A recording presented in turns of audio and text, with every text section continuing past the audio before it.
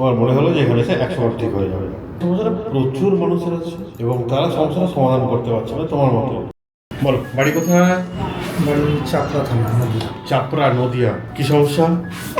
সমস্যা আমার পেটের, মানে পেট ফুলে থাকে, ঢেক ওঠে কিন্তু ঢেক ক্লিয়ার হয় না, গলা বুক খুব চলে আনলিমিটেড, আর মাথা ঘুরে, মাথা ভারী হয়ে থাকে। আর এই সাইডটাতে যেরকম যন্ত্রণা করতে করতে এই সাইডটা অবশ্য। বয়স কত এখন? 33। কী কাজ করো? আমি শিপে থাকি, শিপ জাহাজে। কিন্তু আমি 3 বছর ধরে আর যাইনি, শরীর খারাপ। বছর ধরে? 3 বছর। তো জাহাজে থাকতে? জাহাজে থাকতাম। প্রথমে প্রবলেম যখন আমার হয়েছিল তখন এখানে আমি গ্যাস্ট্রোলজি ডাক্তার দেখিয়েছিলাম, বললো ফ্যাটি লিভার আর লিভার ইনফেকশন নেওয়া বলেছিল। তারপরে ট্রিটমেন্ট করে ঠিক হলো? না, ট্রিটমেন্ট ওখানে ওষুধ খেয়ে প্রবলেমটা, মানে যখন আমার ঢেকটা উঠতো না তখন গ্যাস আরও আমার পাম্পিং হতে লাগলো, আর সমস্যা বেড়ে গেল? হ্যাঁ বেড়ে গেল। দিয়ে ওখান থেকে তাও আমি ওনার মেডিসিনটা 6 মাস, মানে ফের ডাক্তার দেখালাম আমি যাকে দেখিয়েছিলাম। তারপর আমি ফের চলে গিয়েছিলাম, ওখানে গিয়ে শরীরটা আরও খারাপ হয়ে গিয়েছিল, মানে গলা বুক জ্বালা শুরু হয়ে গেল। কন্টিনিউ কিছু খেলে গলা বুক জ্বালা। কেন হয় সেটা তো বুঝতে পারতাম না। বলো কেন হয়, এটা জানার জন্যই তো এসেছি আপনাদের কাছে। দিয়ে ওটা আমার ফের আবার ইন্ডোস্কোপি করলো। ইন্ডোস্কোপি করার পরে বললো যে ফ্যাটি লিভার ইনফেকশনটা এখন আছে। তো আমার তো আমি 6 মাস ওষুধ আচ্ছা। কিন্তু প্রবলেমটা ঠিক হতো না। বললো ফ্যাটি লিভার প্রবলেম আছে। হ্যাঁ, তো আছে বলেই তো তোমার কাছে এসেছিলাম রে বাবা। থাকবে কেন? আছে কেন হবে?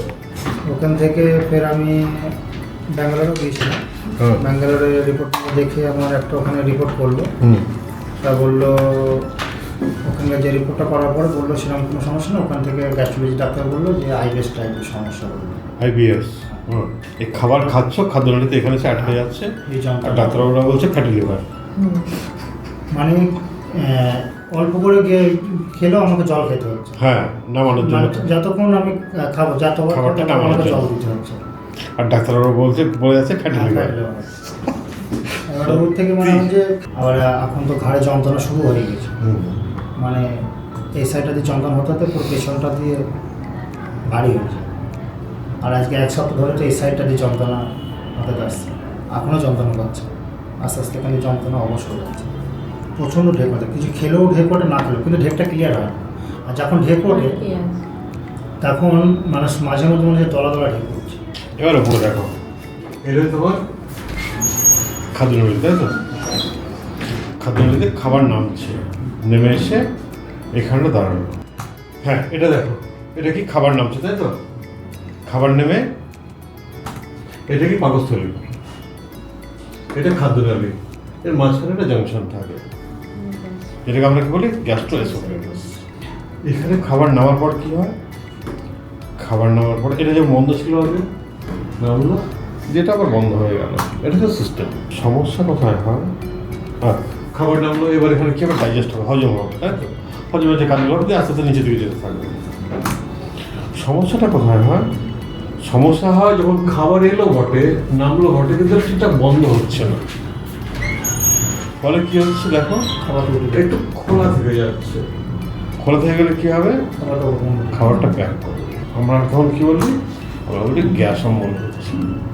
গ্যাস অম্বল তো হচ্ছে কন্টিনিউ, কিন্তু দরজাটা বন্ধ ছিল, বন্ধ রেখে হচ্ছে, ভেতরে যাওয়ার হোক, দরজাটা বন্ধ থাক। সমস্যাটা দরজাটা খোলা থেকে যাচ্ছে। খোলা থেকে গেলে কি হবে? গ্যাস্ট্রোএসোফেগাস দিয়ে আবার খাদ্যনালীতে ওইগুলো ফেরত আসবে। তখন কী হবে? আমাদের গলা বুক জ্বালা করবে, বুক ভারী হয়ে থাকবে, ঠিক আছে? একটু বুক, গোটা বুকটা একটু বেড়ে গেলে গোটা বুকটা জ্বালা পোড়া করবে মনে হচ্ছে, এবং এখানে মাঝখানে একটু ব্যথা হবে। এই সব কটাই তোমার হচ্ছে। বুকে ব্যথা, 100তে 100 ভাগ এইটাই হচ্ছে তোমার। তাহলে তোমার সিস্টেমের গন্ডগোলটা কোথায়? গন্ডগোলটা হচ্ছে তোমার গ্যাস্ট্রোএসোফেগাস। মানে যে খাবারটা খাচ্ছি, খাওয়ার পরে যদি আমি একটা জলের বোতল আনতে যাচ্ছি, তাও আনতে পারছি না, কারণ মুখে করছে মনে হচ্ছে। আচ্ছা, এইবার কি হয়? এটা বেশি আস্তে আস্তে এগুলো ধরো পুড়ে পুড়ে গেছে। এটা দিয়ে জ্বালাটা করে পুড়ে যাওয়ার মতো, কারণ খাদ্যনালী পাকস্থলীতে যে লেয়ারগুলো আছে, পাকস্থলীকে প্রোটেক্ট করার জন্য সেই লেয়ারগুলো এতে নেই, খাদ্যনালীতে নেই। ফলে খাদ্যনালীকে ড্যামেজ করা। তুমি কখনো মুরগি কেটেছো? মুরগির যে একটা কচকচি থাকে না, যের মধ্যে খাবার থাকে, ওর মধ্যে হচ্ছে একটা মোটা লেয়ার থাকে, তুলে হচ্ছে হলুদ রঙের, আমরা তুলে ফেলে দিই। ওইটা কি করে?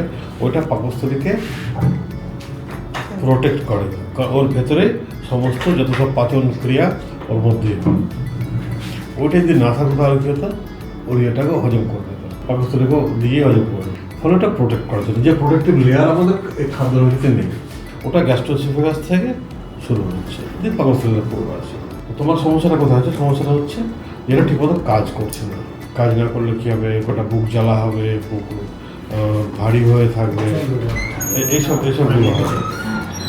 এখনো বুক ভারী হয়েছে, এবার যদি কিছু দুটো খাই তো যন্ত্রণা ব্যথা ভারী আর এখানটায় করে প্রবলেম শুরু ফুলেই থাকছে। এটা হচ্ছে তোমার গ্যাস্ট্রোএসোফেগাসের সমস্যাটা হচ্ছে দিয়ে লাস্টে আমার কাছে যায় এবং তোমার মনে হলো যে এখানে এসে 100 বার ঠিক হয়ে যাবে।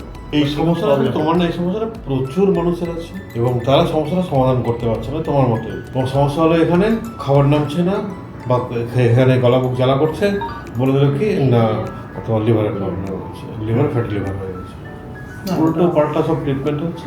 এবার আসি যে এটা কেন হচ্ছে। এটা তো হলো, এটা হচ্ছে, এটা পরিষ্কার। এটা কেন হচ্ছে?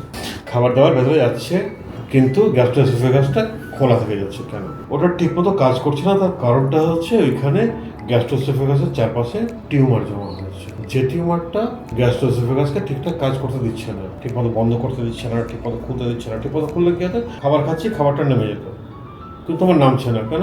শক্ত হয়ে আছে এবং রাস্তা ছোট করে দিয়েছে। ফলে কিছু খেতে গেলে তারপরে আবার জল খেতে হচ্ছে, জল খেয়ে খাবারটাকে নামাতে হচ্ছে। এটা তোমাকে করতে হচ্ছে। কেন হলো এটা? টিউমারটা জমা হলো। টিউমার মানে কি? টিউমার মানে হচ্ছে এক্সেস প্রোটিন, আর কিছু না। এই এক্সেস প্রোটিন তুমি অনেক খেয়েছো, বিশেষ করে তুমি যখন জাহাজে ছিলে। আমি তোমার সাথে ছিলাম না, তবু আমি বলছি, তোমার একটা দিনও যায়নি যেদিন তুমি মাছ মাংস ছাড়া থেকেছো। এমন একটা দিনও যায়নি যেদিন তুমি মাছ মাংস ছাড়া থেকেছো, এবং দুবেলা, পারলে পরে 3 বেলা। অ্যাকচুয়ালি মাছ মাংস ওটা হচ্ছে আমার প্রিয় খাদ্য বলে আমি এনি টাইম। আচ্ছা, তোমার প্রিয় খাদ্য কি না খাদ্য তা জেনে কোনো লাভ নেই। জানতে হবে শরীরের প্রয়োজন কতটুকু, শরীরের যেটুকু প্রয়োজন সেই হিসেবে যদি খাও কোনো সমস্যা নেই। কিন্তু শরীরের প্রয়োজন হচ্ছে 100 গ্রাম, তুমি খেয়ে নিলে 500 গ্রাম, তাহলে কী হবে? হয় শরীর বের করে দেবে, বাকি 400 গ্রাম বের করে দেবে, বা কোথাও জমা করবে। এই যে জমা করা, প্রোটিন জমা করা, প্রোটিন তো ফ্যাটের মতো জমা হয় না যে ফ্যাটে এত যত মোটা হলে এত তত মোটা হবে। প্রোটিন ওইভাবে জমা হয় না। প্রোটিন জায়গায় জায়গায় জমা হয়, যে কোনো জায়গায় জমা হতে পারে। তোমার কথাই হচ্ছে, তোমার হচ্ছে গ্যাস্ট্রোএসোফেগাসে জমা হচ্ছে, জমা হয় ওখানে একটা সমস্যা তৈরি করছে। তুমি কি বললে? আমার পায়খানার সাথে মিউকাস যাচ্ছে, আবার কফও উঠছে। কফ যে জিনিস, পায়খানার সাথে মিউকাস যাচ্ছে, সেটা একই জিনিস, দুটি হলো প্রোটিন। শরীর এখনো চেষ্টা করে যাচ্ছে তোমার শরীরে যে এক্সেস প্রোটিন জমা আছে সেটাকে বের করে দিয়ে কি শরীরটাকে ব্যালেন্স করতে চেষ্টা করছে। মানে কি? মানে হচ্ছে তোমার শরীরে এখনো এক্সেস প্রোটিন আছে। তো শরীরে যদি আমার অতিরিক্ত প্রোটিন থাকে, আমাকে আবার প্রোটিন খাওয়া উচিত না। বরং আমাদের কী করা উচিত? যেটুকু প্রোটিন জমা আছে সেটা খরচা করি, ফিনিশ হোক, পরিষ্কার পরিচ্ছন্ন, তারপরে খাবো। তারপরে আপাতত আমার প্রোটিন খাওয়া বন্ধ রাখা উচিত। তুমি কি বন্ধ রেখেছ? তো তোমার এটা হলো সমস্যা, যে তোমার শরীরে অতিরিক্ত প্রোটিন জমে গিয়ে সিস্টেমকে গন্ডগোল করছে, সিস্টেমকে ডিস্টার্ব করছে। এবং শরীর চাইছে যে তোমার শরীরে যে এক্সেস প্রোটিন জমা হয়ে আছে সেগুলোকে মিউকাস ফর্মে শরীর থেকে বের করে নিতে। কিন্তু তুমি তার উপরে আরও প্রোটিন দিয়ে যাচ্ছ, তাহলে সমস্যার সমাধান কী করে হবে?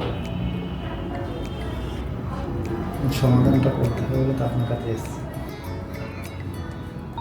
এখন আমাদের কী করতে হবে? এখন আমাদেরকে শরীরে যতটা এক্সেস প্রোটিন আছে সেগুলোকে যত তাড়াতাড়ি সম্ভব শরীর থেকে বের করে দিতে হবে, তাহলে এগুলো ফ্রি হবে। তোমার সমস্যা হলো এখানে গ্যাস্ট্রোএসোফেগাসে, আর তুমি চলে গেলে ফিস্টুলার ডাক্তারের কাছে, যে পায়খানার দ্বারের সমস্যা দেখবে, যে ওখান দিয়ে মিউকাস কেন বেরাচ্ছে। আরে সমস্যা তো এখান থেকে শুরু হয়েছে। তো যেখানে সমস্যা শুরু হয়েছে সেটা দেখাতে হবে, ঠিক আছে? তোমার একটা সাইকেল নিয়ে যাচ্ছ, তোমার সাইকেলে হয়তো ব্রেকটা ঠিকঠাক কাজ, ধরো বেলটা ঠিকঠাক কাজ করছে না। তুমি যদি এখন টায়ার চেক করা শুরু করো, তো টায়ার চেক করলে তো বেলটা সমস্যার সমাধান করতে হবে, বেলটা সমস্যার সমাধান করতে হবে। ব্যাপারটা হয়ে যাচ্ছে এইগুলো।